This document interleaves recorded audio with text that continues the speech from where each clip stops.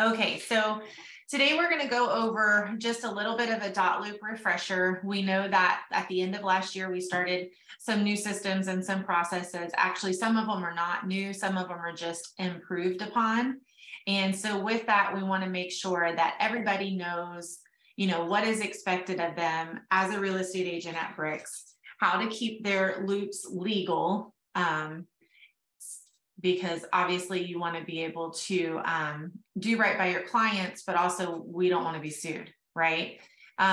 So with that, we're going to talk a little bit about how your loops should look. I'm going to share my screen and I'm going to share Dotloop. Let me share my screen.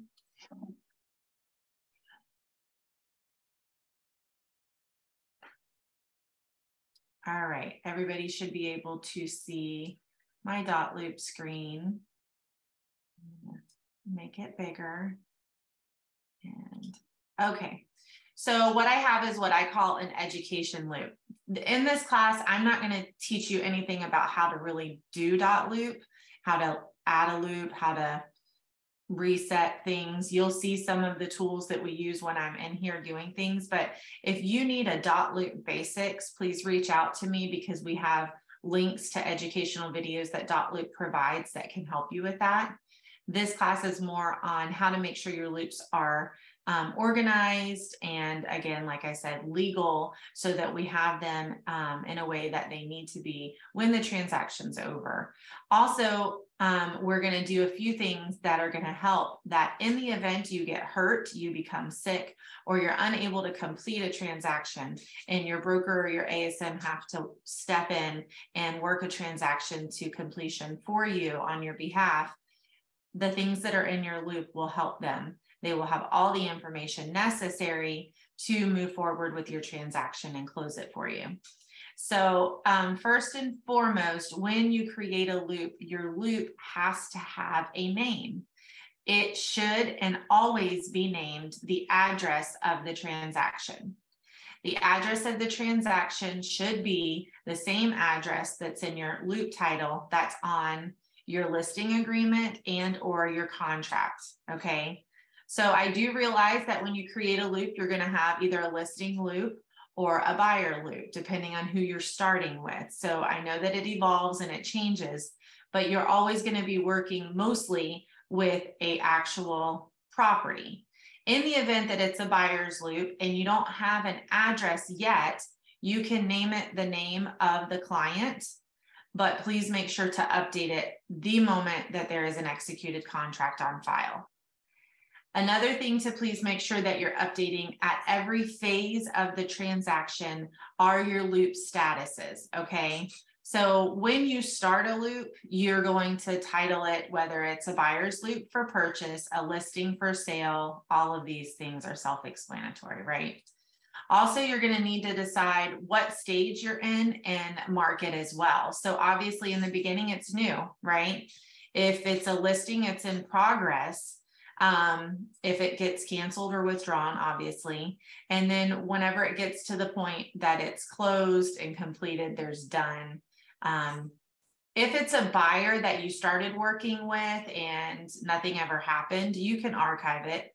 We only archive things that are unnecessary to really be looking at later, because in your filters, which is a basics class, you can preview and see the loops that you're working on.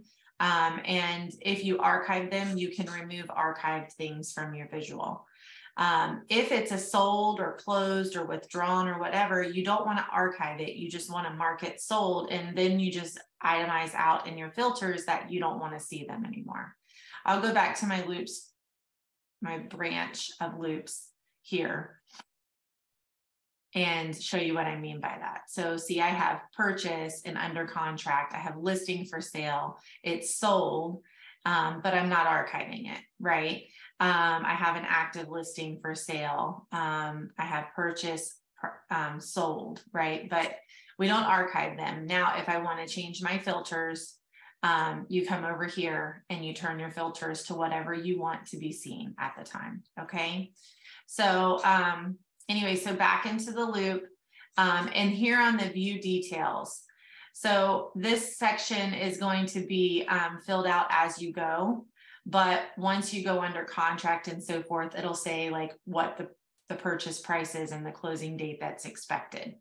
So this is what a loop will look like if you start it from a listing template, which in the beginning, when you create your loop, it's going to say, hey, do you want a buyer's template or do you want a listing template? And I highly recommend that you start from those templates because they are filled with multiple documents that are either required or can be utilized in a transaction depending on which side of the deal you're on. So it kind of helps you not have to remember all of the required documents. And then what you do is you can go in and archive the things that you do not need. So I will show you briefly what that looks like because I feel like some of you may not know. So if I'm going to name this my buyer, Danielle Griffin, and I just hit continue, it asked me listing, buying, and then there's this for the villages.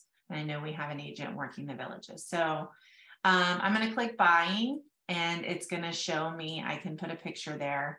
Right now it's creating the loop. I want to view it. And it gives me a list of things that I'm most likely going to need for my buyer. The most commonly used ones, right? If I go back and create a listing loop, it's going to give me these folders here, okay? And it's going to equip you with some of the same similar documents. So what I want to get to is how we want our loops to look, okay? So I am going to try and now share screen here. And you can now see this document here as well. So protocol for Dotloop files. Don't worry, you don't have to memorize it. We're going to email it to you. Your ASMs are going to have it posted by all the workstations, and it'll be in a digital folder in your shared drive folder so that you can review it at any point in time, okay? Some of this is newer, but most of this is always what was expected. It's just streamlined a little bit better so that we can all be on the same page. Now that we are working multiple offices and it's not just us first five, like Valerie commented, we all have to kind of be doing the same things to make things orderly, to make the process work smoothly for your ASM, your admins, and your brokers, okay? So let's start from the top. In your listing folder, obviously at the beginning of your listing, you're going to have an executed listing agreement, right? You're going to need a seller's property disclosure, a seller's utility sheet, and if it's in a homeowners association, then you're going to need that, right? But there are a few other things that I do not have in here as an example that are listed over here. If you follow me over to the protocol sheet on here, and that's because I just fell short, but miscellaneous means HOA. It could also mean lead-based paint. It could mean any CDDs, any 55 and older riders. Those are miscellaneous docs that are still going to be required for you to add to your listing, right? So that the buyer's agent can have their clients sign it. So go ahead, load them, have them signed by the seller, and have them in here. Also, you're going to need your MLS sheet after it goes live that shows that it's active. That needs to be the broker full. Okay, we need to see all the comments. We need to have record of what this listing looked like the moment it went active. Also, your executed MLS data entry form. Remember, we start from form simplicity when we go to input our listings, and it transfers all the information. So that data sheet that you input, when you save it as a PDF, your clients have to sign that as well. So that needs to be in here. Also, the property card from wherever you're at. It could be Citrus County, it could be Marion County, it could be Polk County, it could be Alachua County, wherever, Hillsborough County, right? Wherever the county is that you're listing your listing is generated from, you have to have the property card for it. And the information on that property card should match your listing agreement. That's what your ASMs are going to be looking for, okay? Your executed wire fraud. I know I've jumped around a little bit. Basically from the top, we've got a listing agreement. We got modifications, seller's disclosure, miscellaneous docs, wire fraud, data entry, property card, and MLS, right? Also over here, you should start with a transaction summary sheet. This is a new concept that we've always left open for everybody to just kind of do as they will and if they want to. But from this point forward, we are asking for you, the moment you generate a relationship with someone and have the need for a loop, that you start inputting information that is relative to the transaction in your transaction contact sheet, okay? The reason for this is, as I said before, in the event that someone needs to take over for you, whether it be till completion or just momentarily because something has happened in your life, we need contact information for all parties. We need both husband and wife information. We need to know who the primary contact is. We need to know, as you move along and have a contract on this, who is the buyer's agent, who is the lender, who is the title office. And if we don't have it on this transaction sheet, we don't have access to your personal emails or your phones. So this is the only way we'll be able to have that information.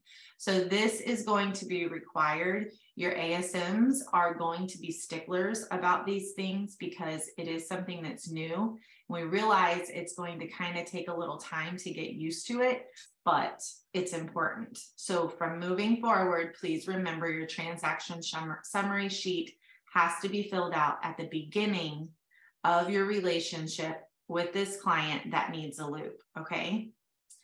So, any questions about the listing folder, questions or comments before I move on?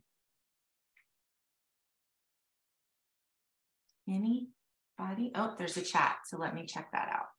Tell them where they find that doc. It will be from this point forward in all of the, okay, tell them where to find that doc. Valerie, I'm assuming you mean the transaction summary sheet. Your transaction summary sheet is going to be one of the preset documents that are in the templates that you add. Oh, let me add a new person here. In the event that you need to find it because you don't use your templates, which I don't know why you wouldn't, but I get it. If for some reason you need to, oh, I don't know why I got out of my loop. You need to go and add this document. Maybe you archived it and don't know how to find it. I don't really know what the situation would be. Let's say you need to find it. You go to add document, go to your templates, and it's under the interactive docs, I think. Yes, right here.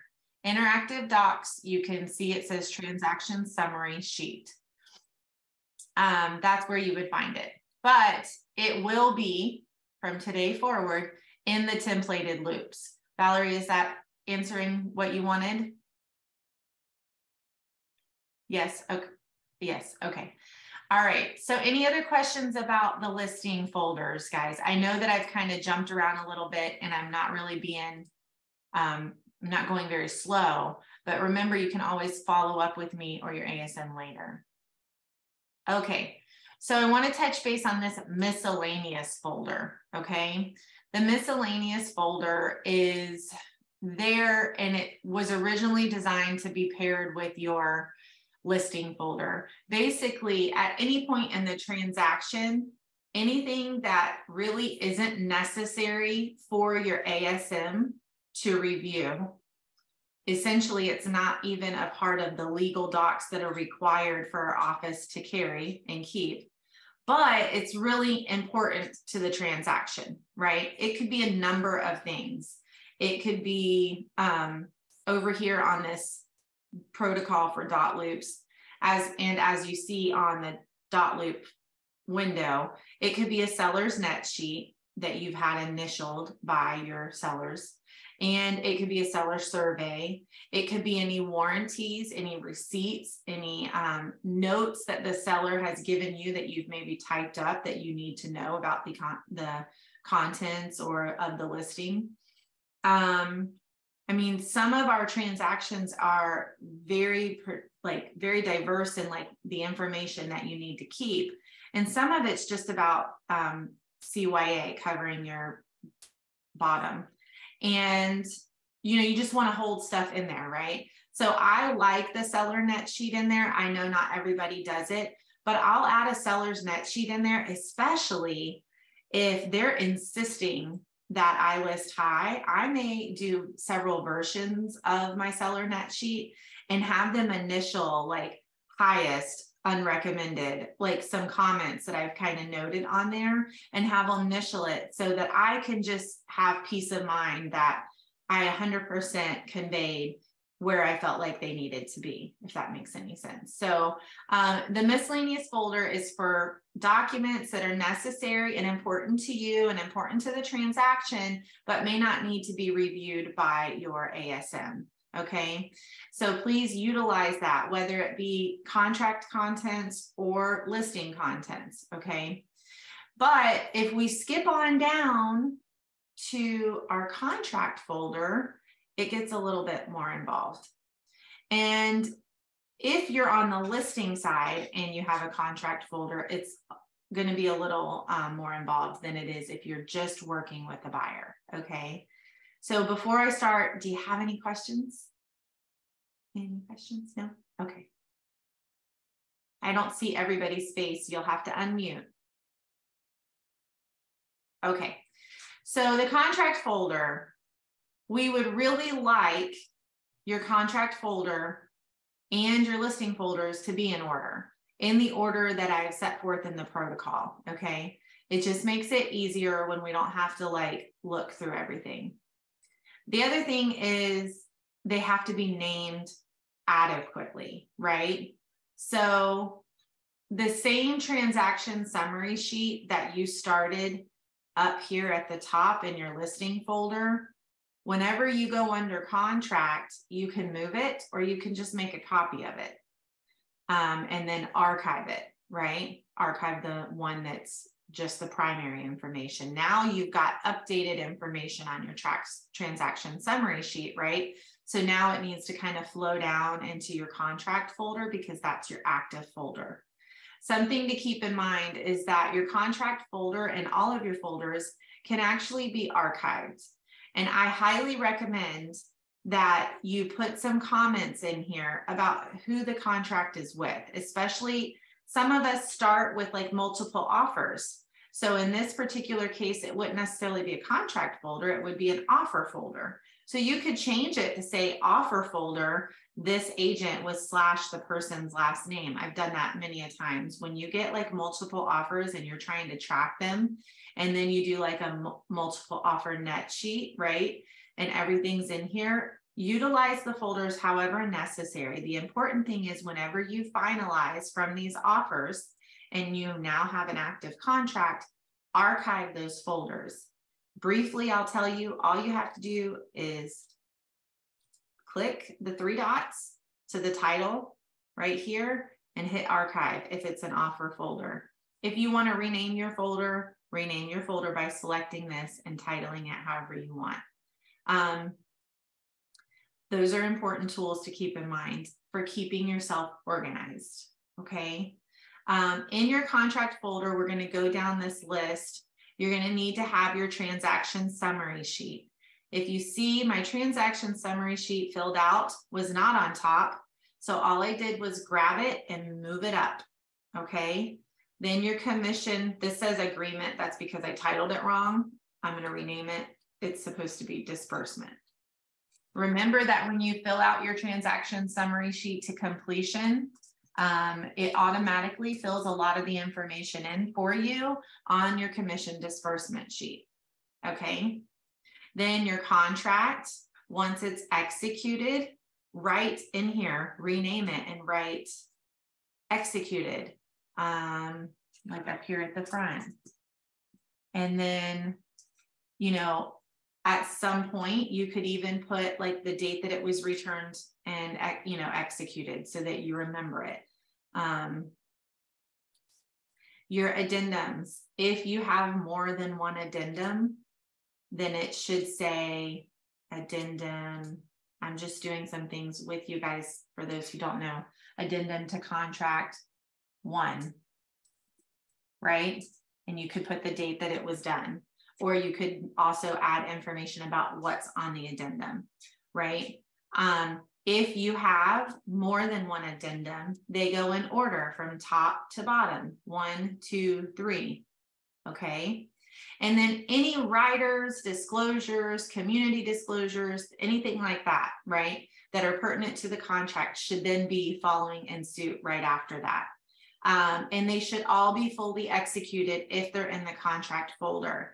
If you have it partially signed by the seller and you send it to the buyer's agent and the buyer's agent sends it back to you signed, then the one that's partially signed gets archived and you upload the executed document in here and you mark it that it's fully executed. Okay, that's how you stay on top of things. I've been in that predicament where I've had Shelby send it back to me. Hey, I know that you probably have a signed by all parties, but it's not in here. Whoops. It happens, but let's try harder to make sure that we're uploading the right ones and that we rename them and that we archive the other ones. Duplicates are very confusing when you're someone looking into another person's file and we can't figure out what's what, right? So that's the whole point of this. Clean it up, make it simple. After that, of course, you're going to need to have an updated MLS sheet. Right? So after it goes under contract, it needs to be updated. So it can be your MLS sheet that says you're pending. That's how you can title it, right? Then it should still be a full MLS sheet, but now it's going to have the agent's information. It'll have the date that it went under contract and the financing and all that stuff too. So there's an updated MLS sheet. Then you can carry down your property card here and any buyer's information. Now, you don't have to have the buyer's information sheet filled out if you're adequately filling out the transaction summary. But if you start with this buyer's form, that's fine as well. You can leave it in there. Do we have any questions before I continue? Let me look and see if I have any. No chats? Okay. So I'm going to kind of hover back over to some things that are on this form just to make sure. Proof of funds and pre-approval letters. Those type of things, and also any documents that are not signed by the buyer but were shared by the seller, right? If you look at this protocol sheet, those things are listed in the contract folder. You can absolutely have those things in your contract folder, but any additional docs that are not pertinent for your ASM to view, please make sure they're at the bottom of the folder, right? So let's say buyer information, not pertinent, it stays at the bottom, right? You could have 10 files in there. We don't really care as long as they're at the bottom, okay? Then some dates and things like that that you'll need to keep in mind is at the end of your contract, when you have completely closed, please do not forget that you have to bring in your closing HUD signed by all parties, and you have to upload copies of all the checks, not just the bricks checks, okay? We need a copy, a picture of all the checks. And so you will add that to the file as well. Some new things that maybe you were not aware of, but now we're going to start further putting into play are all files will have to be reviewed by your ASM, not your administrator any longer. And we're going to do our best to start chiming back if something is not adequately the way it needs to be. So this is a little bit of a learning curve. So please don't take offense if your ASM or somebody sends back, hey, can you please put your loop in order? Or hey, can you rename some of your files? It's a little confusing, or whatever the case is. Have conversations about this so that there are no hard feelings, okay? But every stage of your transaction pretty much requires a review, okay? If you are listing something, we don't need to know before it's listed, but within a few days and no later than 5 days after you have listed it and it is active, it should have already been submitted for review, okay? And what we're reviewing are the items that are in this thing right here up at the top of this protocol sheet. We want to make sure that your listing is legally active, and that our brokerage as a whole and you individually cannot be fined, cannot be held responsible for anything done incorrectly. Okay. So after you have listed it, you'll, within the first 5 days, make sure your loop is pretty and that you have submitted it for review. Okay. Then when you go under contract, and no later than 2 days after being under contract, you will tidy up your contract folder to mimic this contract folder guideline over here. And then as well, submit it to your ASM for review. Okay. Then right before closing, everything's about to close. And we definitely say no later than 5 days prior to closing. Please submit a pre-closing review to your ASM, okay? And they're gonna need your contract folder to be nice and pretty, okay, and easy. And as well, you will definitely want your commission disbursement completed so they can review it, and then they will forward it on to your broker to sign, okay? In that last 5 days, you want to be mindful that the review is completed, that your broker has signed your commission disbursement, and because you will have your title information in there, your broker will automatically forward that commission disbursement to the title office, okay? It's your responsibility to make sure title has it done. In the event that you just want to be extra on top of things like I do, I come in here as soon as it's signed and I download a PDF and I send it to my title agent. Hey, just in case you didn't get this from my broker, wanted to make sure you had it on file. Okay, so you can do any of those things, but it's your responsibility as an agent to just follow up prior to closing day to make sure your commission disbursement was received so you can get paid at the table. And then after your closing, no later than 1 day after closing, your documents need to be uploaded. Now, I understand the Denellen office is going to have a difficult time with like deposits. If it's a weekend, I think any of us would with, deposits. But just make a copy of the check in the HUD and upload it. It's pretty simple. There are some specifics for the post closing. You have to make sure that MLS is updated. So that's why we want to make sure that you're doing it pretty much the day after your closing or the day of your closing, right? Because MLS wants things updated right away. And so if we wait till after the weekend, we get forgetful, things start taking longer. So we don't want to have any fines from MLS. So work on getting your post review done no later than 1 day after closing. So now I'm going to go over what that review process might look like and how to troubleshoot some things just in case you're unsure what the specific. So let's say I need to do a listing review, okay? Most of you guys should know at the top of your Dotloop screen is a submit for review button right here. Also, before I go into how to submit for review, I want you to see this little message icon. It's going to light up and tell you if there are communications about your loop. So if you're going into your loop and you're seeing this, check it, because this could be your ASM responding. Now, I'll tell you that your messages, when they come in here, you'll probably get an email just like you do when documents get signed. You'll get some sort of notification that there's a message in your loop. But if you've ignored those and you just want to deal with it while you're in the loop, then this is how you notice whether or not you have any communications. Okay.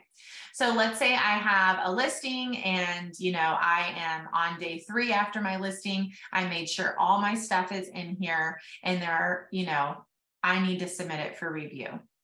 If there are no additional documents that are unnecessary for your ASM to see, then you could just select the whole folder, right? And it highlights all of them. But let's say there are some things in here that are not completed, but are not relevant to the review. Then you just come in and select the items that you know for sure are relevant to the review, right?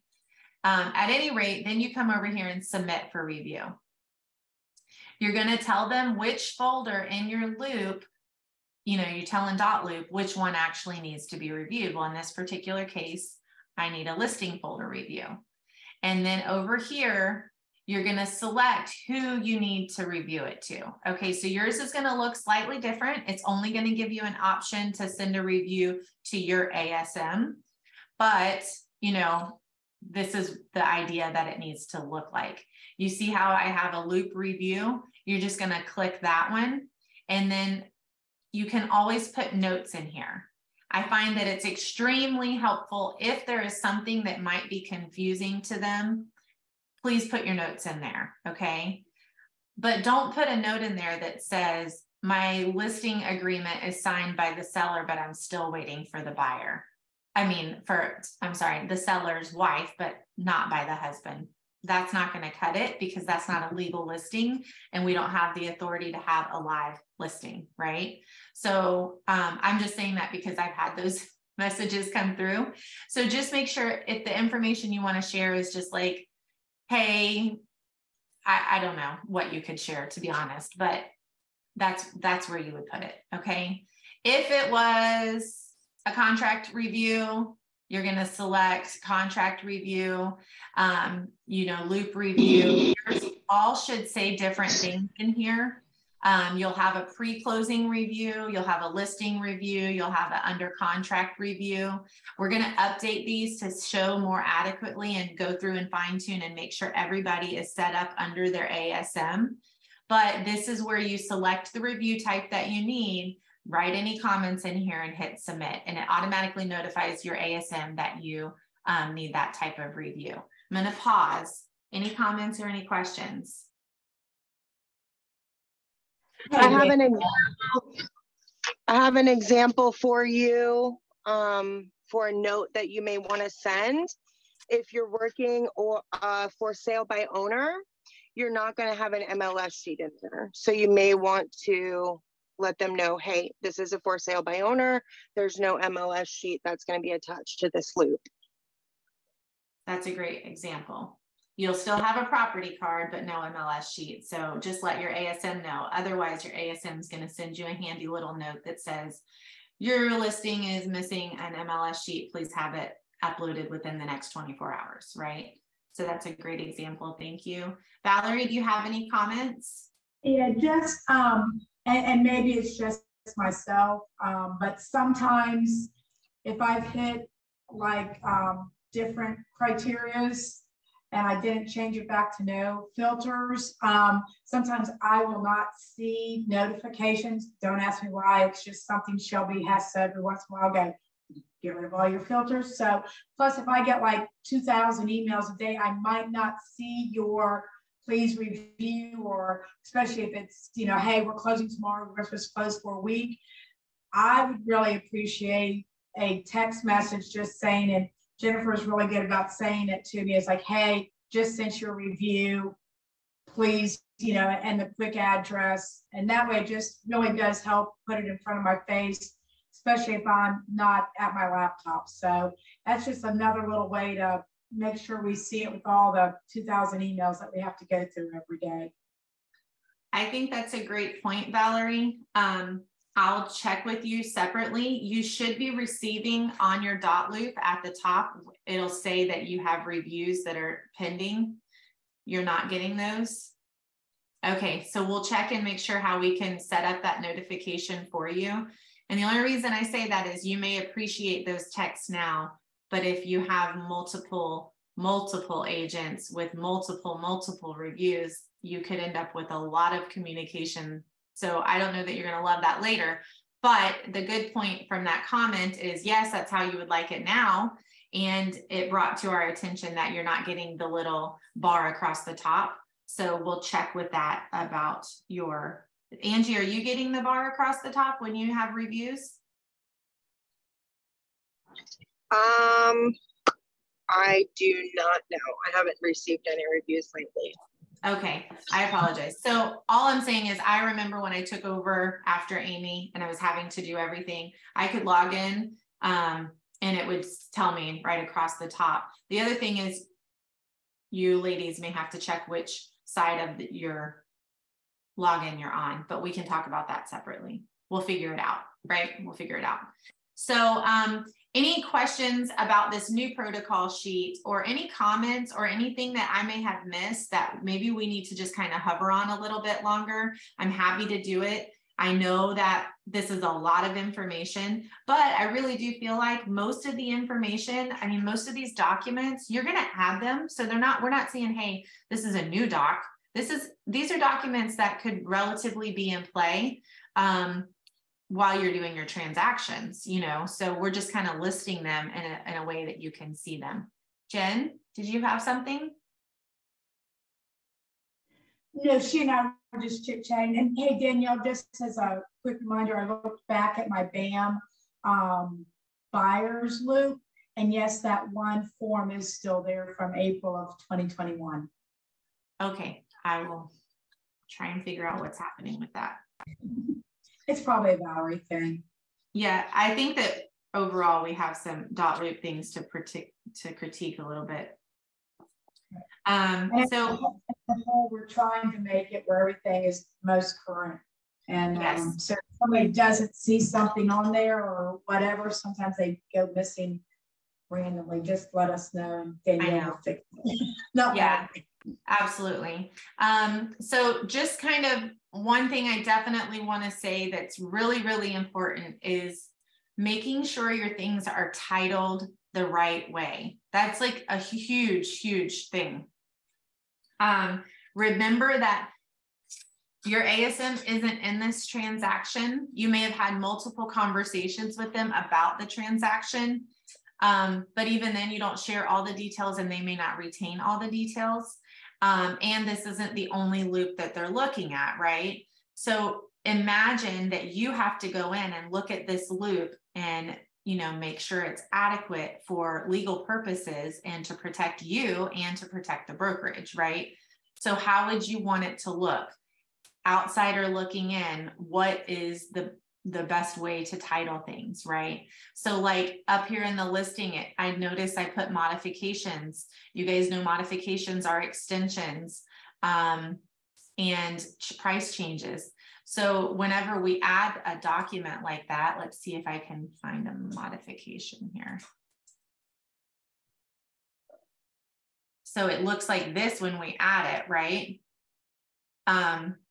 But we probably want to rename it like modification, let's say extension to 2023, whatever, right? Or it could say modification price change to 450. You know what I'm saying? We can title it things very simply that, and obviously properly and typed right, whatever, just to help us along. And then the next one could say something different, because in a long listing, you might have multiple modifications. So rename it, take the time to use the tools that are here to rename it.